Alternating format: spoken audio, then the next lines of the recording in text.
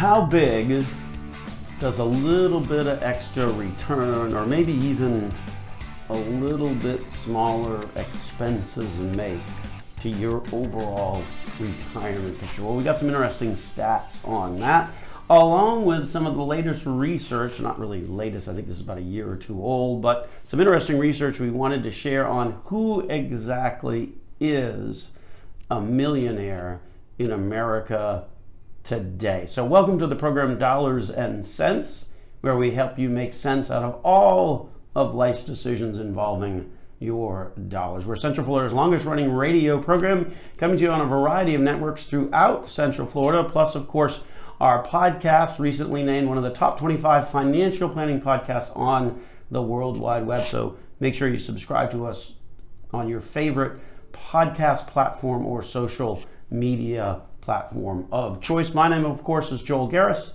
I'm a certified financial planner, certified financial fiduciary with Nelson Financial Planning, where our team of certified financial fiduciary stands ready this week to help you change your life with a successful and cost-effective financial plan. So one of the biggest tax breaks that exists out there today has to do with the sale of your primary residence. And in fact, for a married couple, it's a $500,000 tax break on the sale of your primary residence. And what's particularly important, of course, in today's world is you've got a really hot real estate market. A lot of people are making more on their homes than what they might otherwise have had the possibility of doing just a year ago. And so folks need to understand that there could potentially be some tax implications on that. And what's interesting is that the rules involving the sale of a primary residence actually changed over 20 years ago, back in 1997, but many folks still operate under the old rules, the pre-97 rules,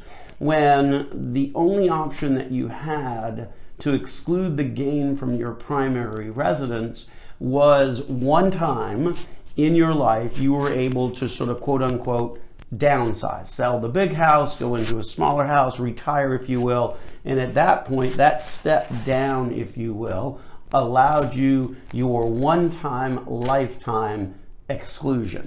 And it's funny how many people still think that that is the rule, when the reality hasn't been around for over 20 years. The new rule is much more flexible than that, and in fact allows people to take advantage of it on a somewhat regular basis. So the new rule works like this. If you have lived in your home for at least 2 years, and we're going to get into some of the specifics in this segment as to some of the rules that you need to make sure that you're observing in order to qualify for this particular tax break. If you're selling your home and there is a gain and you are a married couple, then you've got the ability to exclude $500,000 of that gain on your tax return. If you're a single person, that number is $250,000. So here's how it works, right? I buy a house for $500,000, I sell it for $1 million. Hey, if that was my primary residence, guess what? I don't have to pay taxes on any of that. So it's a pretty powerful tool that allows folks and is unique to primary residences, because that exception in terms of not having to pay this capital gain only exists on primary residences. And when you stop and think about it, the home for many Americans is the single largest asset that they will have, combined with the fact that the tax nature of that asset is the most tax advantaged out there, because that is all after tax money, right? You didn't buy your primary residence with contributions to an IRA. You didn't buy your primary residence with your 401k. No, you bought it with after tax money. So from a tax nature, your primary residence is in fact very unique and subject to a much lower tax structure anyway, as a result of not being a retirement account. But in this particular case, what makes it even sort of much more spectacular in terms of the tax benefits is that when you sell, assuming the gain is below $500,000 as a married couple, below $250,000 as a single person, there is no tax owed on that in any way, shape, or form. Now, technically, this provision is referred to as, or this exemption is referred to as an exclusion, meaning that you still have to report the sale of the primary residence on your tax return. You still put it on Schedule D, just like you would the sale of any type of capital asset. But yet you can take an exclusion of the gain, again, up to those $250,000, $500,000 limits. Now, here's the kicker. To qualify, you must have lived in the house as your primary residence for at least 24 months of the trailing 5-year period from the sale date. So let's say you sold the house on June 1 of this year, June 1, 2021. So you would go back from 5 years back, right? So the June 1 of 2016, and look at that 5-year period of time. And if during that 5-year, that 60-month period of time, that house for at least 24 months was your primary residence, then you are eligible for this exclusion. So obviously that's something to really kind of watch the calendar, if you will, in order to qualify for this, because if you miss it, then it's a pretty significant difference in terms of how it plays out. Now, the reality is that the 24 months in the trailing 5-year, there's a lot of exceptions to that, a lot of nuances. If there's a separation or divorce or military service, those types of things are unique. And so there's a lot of different exceptions to sort of how this sort of rule plays out in those more unique situations. But just know that the general rule, the general standard is it's only got to be 2 of the last 5 years that you've lived in it as your primary residence in order to be able to take advantage of this exclusion. Here's the other thing about this exclusion is that the rules are that it has to be your primary residence for 2 years, but it doesn't stipulate that you can only use it one time. You can use it as often as you want, and it's not a lifetime limit, if you will, of that $250,000 as a single person or $500,000 as a married couple. It is a per transaction. So in theory, every 2 years, you could be selling your primary residence, making $500,000 of a gain, and not having to report that. You do it again, 2 years later, you do the same thing. You make fortunate enough to make another $500,000, not taxable. That is part of the exclusion. So what's interesting about this exclusion from gain on primary residences is that you can use it as often as you want. And it's really kind of interesting to see that, particularly down here in Florida with the hot real estate market, of how many folks are able to sort of take advantage of that, and not just take advantage of it once, but take advantage of it 2 or 3 times. Now remember, we're talking about gain here. So what a lot of people think about is, well, I bought the house for X back in 2005 or whatever the case may be.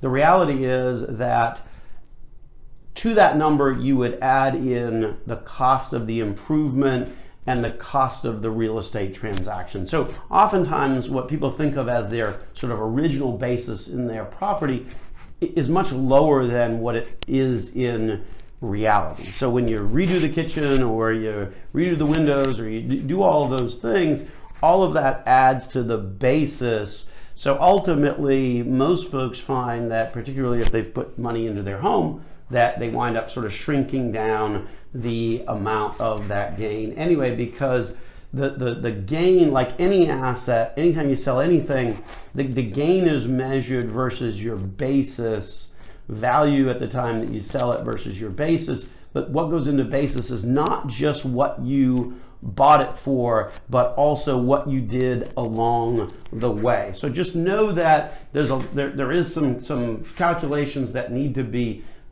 into play on that when you look at this particular exclusion. But the rules are very, very different than they were 20 odd years ago. Much greater flexibility, much greater ability to use it more than once, and an easy way to capture tax-free, effectively, the appreciation on what is, for most Americans, their single largest asset. So this sale of home exclusion really is some pretty powerful stuff that allows folks to do it and to take advantage of it really every couple of years. So some pretty interesting, pretty powerful stuff. Know that, particularly in a hot real estate market, that hey, you may not have the kind of tax implications that you may think, particularly with how these rules work. Anyway, when we get back, we will continue the conversation on something we talked about last week in terms of how big of a difference even a slight change in expenses or return makes to your retirement. Coming up next here on Dollars and Cents. Last week on the program, we were talking about the three things that make everybody's retirement situation, everybody's financial plan unique. And to recap, the three items were time horizon. Everybody's time horizon is very unique, and so one person's time horizon versus another can make a big difference in terms of what their financial and retirement picture looks like. Expenses, right? I mean, how much money you are spending in retirement can make a difference of whether you need like $5 million in retirement or maybe only $500,000 for retirement.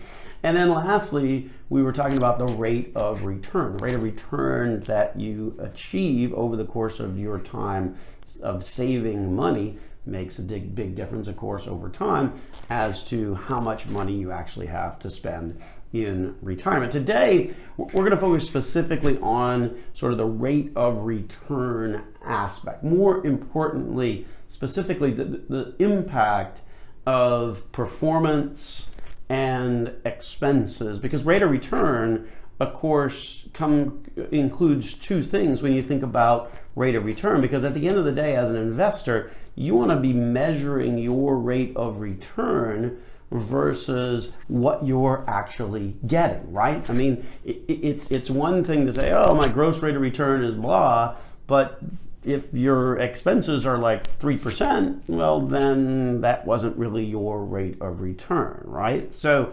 remember that when you talk about rate of return, how much it matters is really important when you consider that there are two aspects to that rate of return. There's the return part, and then there's the part that sometimes can get lost in the conversation, and that is the expenses part of that. So it's really, the thing you got to focus on is not just your rate of return, but really what your net rate of return is after expenses. And expenses can take the form of many different things, right? There can be the underlying investment expenses, there can be the advice expenses, whether that's called a fee or a commission or a assets under management fee or any of those types of fees that are associated with it. And there's a lot of different names out there. There's probably like 30 different names in terms of the adjectives or the descriptions that people use to describe sort of what the cost is. But just know that there's always sort of two costs when it comes to any investment, right? There's the underlying expenses of the investment themselves, and then there is the underlying expenses of the advice side or the financial side or the distribution side, whatever that case may be. There's always those two numbers. Now, what's interesting on the expense side for the advice is that post 2018, none of that stuff can be deducted anymore. And that was a pretty significant tax change that we saw in 2018. Now, before 2018, investors could claim a deduction for their advice fees, for their financial fees, for the custodial fees, for the trustee fees, for the tax fees, all of those fees, if you will, for professional services involving dollars were able to be deducted on your tax return. Now, to qualify, you had to itemize, but again, before 2018, approximately about a third of Americans itemized. Today, that number is about 7%. So the numbers have really shifted on this pretty dramatically, and particularly there was this elimination of all of these miscellaneous itemized deductions, which included the ability to deduct financial types of fees. So prior to 2018, what you would do is if you were itemizing your taxes, there would be a space for miscellaneous itemized deductions. Now there was a threshold that you had to apply, and that was 2% of your adjusted gross income. So let's say your adjusted gross income was $100,000 and you had trustee fees, financial fees, custodial fees, all of that of $4,000. Well, the threshold you had to get above 2% of adjusted gross income. So adjusted gross income was 100 grand. The first $2,000 was the threshold that you had to get above. So none of that first 2,000 counted, but the second 2,000, if you will, you're able to take a deduction for it. Unfortunately, all of that fully eliminated, and so those fees, if you will, and how much you pay become even more important, because they can certainly be a drag on your rate of return, particularly even more so now because you don't have the ability to even turn around and get any level of tax savings off of those fees. So it's really important to kind of really look at, sort of back to the question of how much does even a slight improvement in performance, or similarly a slight reduction in the amount of expenses to make that bottom line. Again, think rate of return. Rate of return is how well am I doing, but also what are the expenses involved to get to that number. So it's really more about the net rate of return,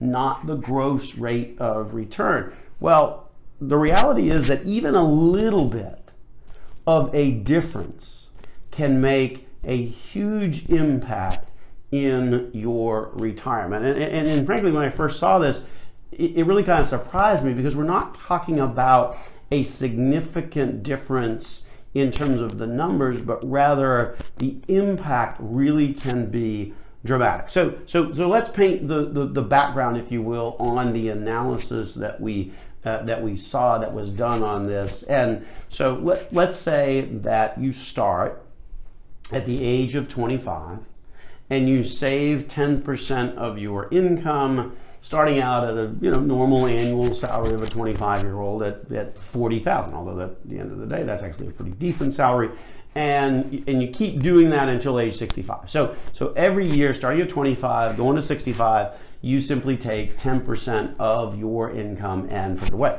Pretty good general rule of thumb anyway in this particular example, and that's certainly something that you want to be doing. So what's the difference, or what's the impact of 0.5% per year on that investment time frame or the distribution strategy that's available in retirement? So 0.5% per year, you say, this probably doesn't make that big of a difference. Here's the reality. A 0.5% difference, whether that means a better rate of return through a better investment allocation, or being more mindful of how much the expenses are in the investment product that you're using, and combined with that, the expenses that you're paying to the person that you're talking to. The reality is that a difference of 0.5% per year can add an extra 5 years of retirement spending. Sounds pretty good, right? Now, here's how more dramatic the numbers become if you find a difference of 1% per year. Again, talking about a scenario where a person starts at age 25, saves 10% of their income, and we fast forward to age 65. During the course of that 40-year period of time, if there was a difference of just 1% in the rate of return. Remember, last week we were talking about why everybody's retirement situation, why everybody's financial situation is unique, is because there's a uniqueness of these factors that go in. A lot of these cookie cutter models, computer-based models, they make these assumptions, but everybody is very unique in terms of the numbers. So if you wind up just having that 1% difference, you wind up adding an extra 13 years to your ability to spend in retirement. Obviously, that's pretty potentially significant. Bottom line on this, make sure you understand the aspects of the rates of return and what goes into it. Yes, it's the investment allocation. That's a big part of it, but it's also about the underlying expenses. And even a little bit of a difference can add some significant years to your ability to spend in retirement. Coming up next year on Dollars and Cents, we'll talk about some of the things to do before you take that retirement leap. Coming up next on the program Dollars and Cents. So what are some of the things that you need to do before you make that leap into retirement? In this segment of the program, we're going to give you some things to be thinking about as you approach retirement in the 12 months prior to retirement. Well, reality is hopefully you've been thinking about your retirement a little bit more than 12 months prior to, but this is sort of a checklist, if you will, of the things that you really need to be focusing on as you take that leap into retirement. So welcome to Dollars and Cents, where we help you make sense out of all of life's decisions involving your dollars. We're Central Florida's longest running radio program, coming to you on a variety of networks throughout Central Florida, whether it's 96.9 The Game, News Radio WFLA Orlando, or most recently welcoming our friends over on the Space Coast at 92.7 WMMB. Of course, our podcast channels as well, percolating along over 17,000 downloads of our program over the course of the past few years. So we welcome our podcast listeners as well. My name, of course, is Joel Garris. I'm a certified financial planner, certified financial fiduciary with Nelson Financial Planning, where our team of certified financial fiduciary stands ready this week to help you change your life with a successful and cost-effective financial plan. So you're thinking about getting ready to retire.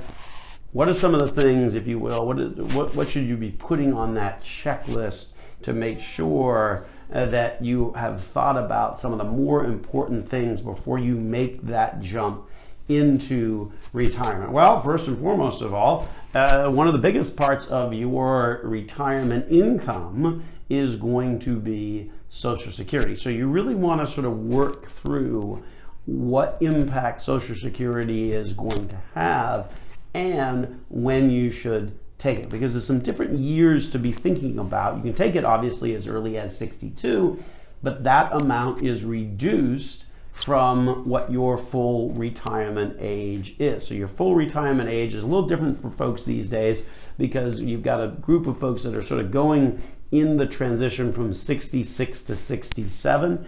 The reality is that in a few years' time, the full retirement age for everybody is going to be 67. So that when you get your Social Security statement, there's a number that appears on the front page in terms of how much monthly income you're going to get. That number on the front page represents the amount that you will get at your full retirement age, which again for most people is going to be 67. The other age is age 70 for Social Security, which means that you can wait, delay, defer taking Social Security, and it goes up by 8% per year between those years of that full retirement age and age 70. So lots to think about in terms of the Social Security income strategy. That's why as part of the team at Nelson Financial Planning, we have Rob Field, who is a National Social Security advisor, to help our clients sort of look through all of the different options that are available to you in terms of claiming Social Security, because that's going to be a big part of your income in retirement. Similarly, the next thing you need to look at is sort of the tax consequences of your retirement plans. And here's where people sort of kind of lose track of what their numbers are that they need in retirement, because everybody says, well, I get $4,000 a month and that's what I'm able to live on, or $5,000 a month, or whatever the case may be. But what you're getting in your checking account is your net number after taxes have already been taken care of. What happens in retirement is that you've got to be responsible for making sure that those taxes are all getting paid. Now, the good news on that is you don't have to worry anymore about FICA tax, Social Security tax, Medicare, Medicaid tax. Those you do not have to pay on retirement income, but you've still got to pay the income taxes. So understand that now you've got to sort of gross your numbers up so that you can make sure that every month there's some money going out that goes to the IRS. Much like your employer is doing now in retirement, you become responsible for doing that. So just again, like retirement in the last segment about rate of return, gross versus net, Same thing when it comes to retirement income as well. Gross is different than net. Don't forget, you got to pay the tax man. And in order to really get a good handle on that, that requires you to understand the difference of the different tax nature of the assets that you may own. So there's pre-tax and there's post-tax. Pre-tax is traditionally like a 401k or an IRA. All of that money that comes out is going to be taxed as ordinary income. On the flip side, after-tax money, post-tax money, maybe it's money that you made from selling your primary residence, like we were talking about earlier in the program. That money is post-tax money, so that money is not subject to the same level of taxation, and in fact, for the most part, is taxed as dividends, capital gains, things like that. Those types of income items are taxed at a different rate than income. So understand the tax consequences of your retirement plan. Again, that's why as part of the team at Nelson Financial Planning, we have not only a CPA, but also an IRS enrolled agent on as part of the team to really kind of dig into these numbers and make sure that the picture is as accurate as possible. Next up, again, these are some of the things to be thinking about before you leap into retirement. You want to sit down and sort of make sure that your documents and your beneficiaries and your estate plan are all in good shape, right? It's a good opportunity to sort of reflect on that full financial picture, not just, okay, now I'm going to jump into retirement and start getting income off of what I've accumulated over all of these years, but it's also important to just kind of make sure that everything, the I's are dotted, the T's are crossed. So that involves sort of looking at all of your different accounts and making sure that beneficiaries are named on them. Here's the reality of it. If you name a beneficiary on an account, it becomes much, much easier for that account to transfer to those folks once you pass. If you don't name a beneficiary, then it's going to go through your will, it's going to go through the probate process, and that's going to be time consuming. So make sure you're naming beneficiaries, and then similarly make sure you have all of those various estate documents in order, not just a will, but also sort of a power of attorney, living will, those kinds of things. Remember last week on the program we talked at length about a power of attorney and some of the different aspects of it.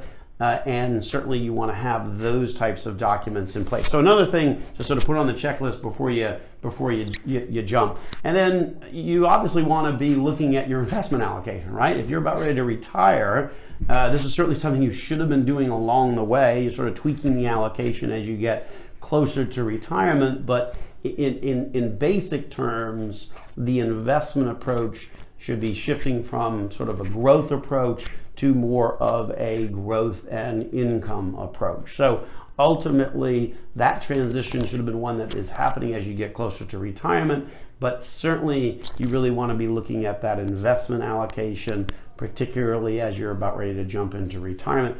But be careful on that. I think far too often what we see is that folks are going way too heavy on the bond side of things. And unfortunately these days, not much of a rate of return on the bond side. So be careful before you get too far into that conservative side. Remember, your assets have to last you. If you're retiring at 65, married couple, the odds are like almost 100% that one of you will make it to 85. So that's a 20-year time horizon. So you want to be careful that you're not getting too conservative, if you will, when you make that jump to retirement.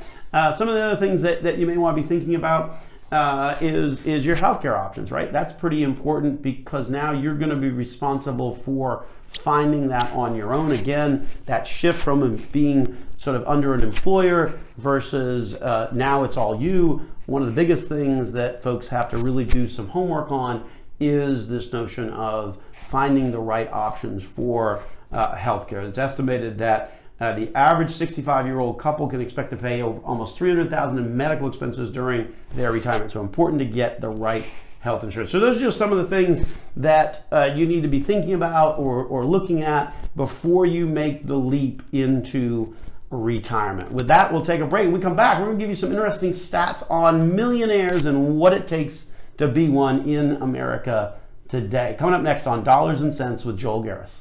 So you want to be a millionaire. What does it take?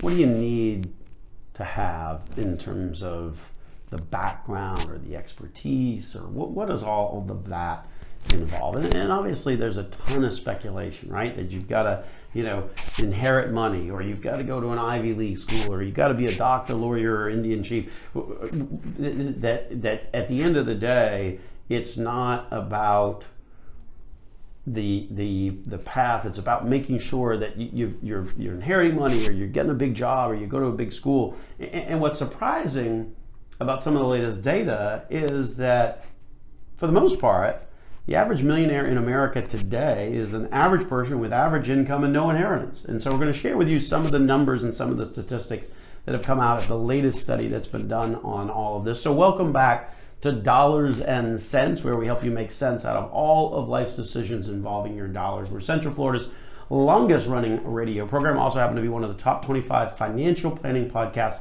on the World Wide Web. So make sure you subscribe to us through your favorite podcast platform of choice, along with the fact that you can see us on our YouTube channel as well at Nelson Financial Planning. In fact, one of our associates, Garrett Fields, did a segment on this very topic and put it up on our YouTube channel. So if you're interested in hearing more, make sure you check that out. My name, of course, is Joel Garris. I'm a certified financial planner, certified financial fiduciary with Nelson Financial Planning, where our team of certified financial fiduciary stands ready this week to help you change your life with a successful and cost-effective financial plan. Speaking of being successful, this is a fascinating study that was done by an individual by the name of Chris Hogan. Now, for our Dave Ramsey fans, you will know exactly who Chris Hogan is. He is one of Dave Ramsey's primary associates. And so what Chris did back in, it was actually 2019 when he wrote this book.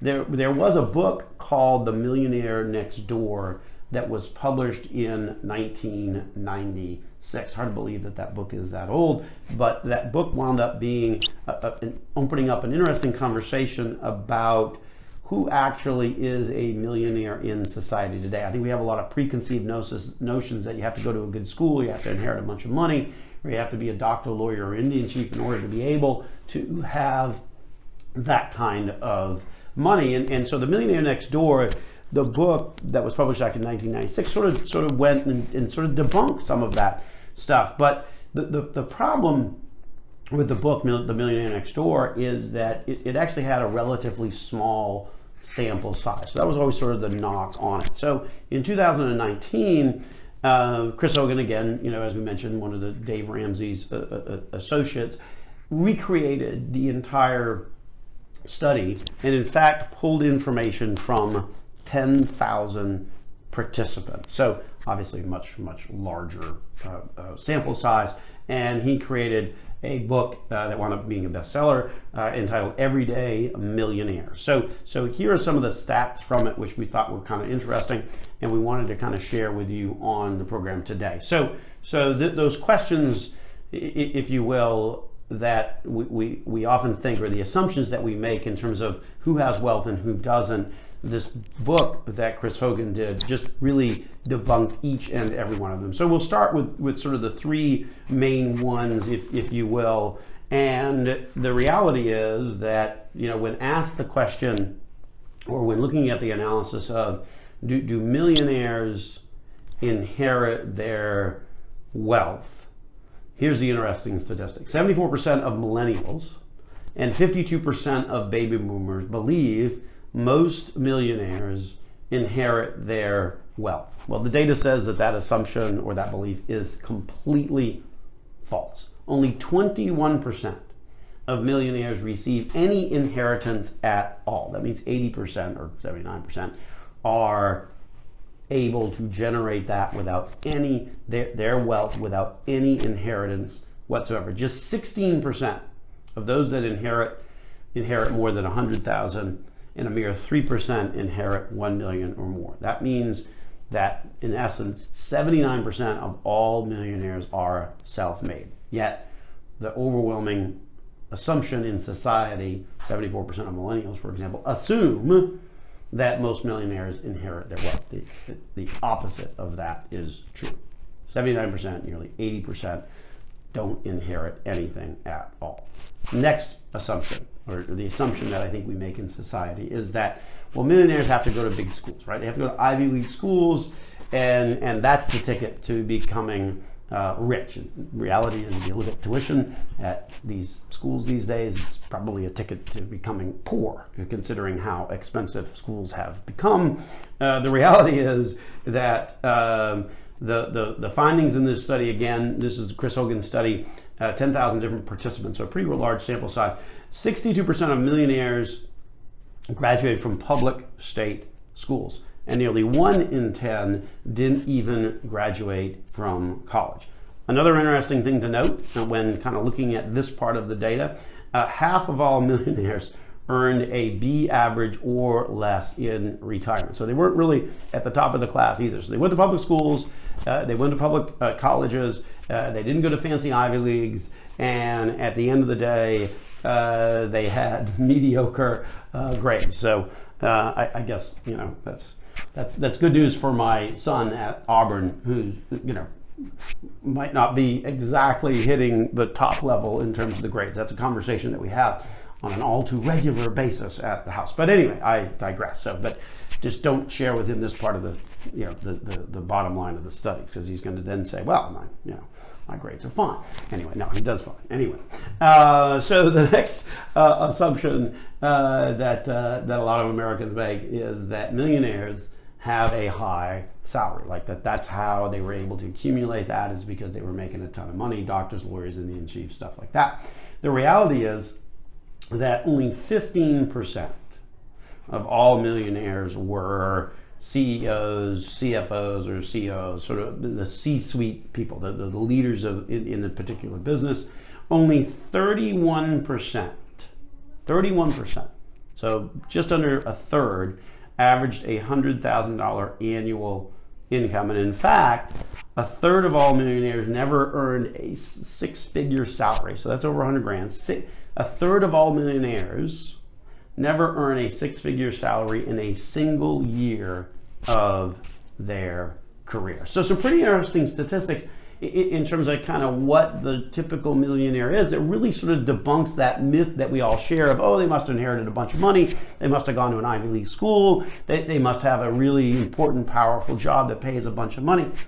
The reality is it sort of underscores, right, some of the keys to accumulating wealth over time.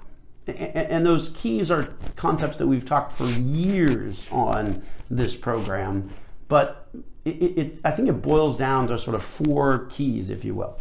First and foremost, start. Just do it. Just start saving money. And then number 2, make sure you do that sooner rather than later. And then number 4, be consistent, be diversified. That's what this study is really all about, that debunks some of the myths that we have on who is a millionaire and who isn't in society. It's about the fundamentals. It's about the fundamentals of investing. It's about starting. It's about doing a little bit, but doing it consistently over an extended time period. So some interesting stats on what it takes to be a millionaire in society. With that, we'll wrap it on up and get on out of here. Thanks for listening to Dollars and Cents with me, your host, Joel Garris of Nelson Financial.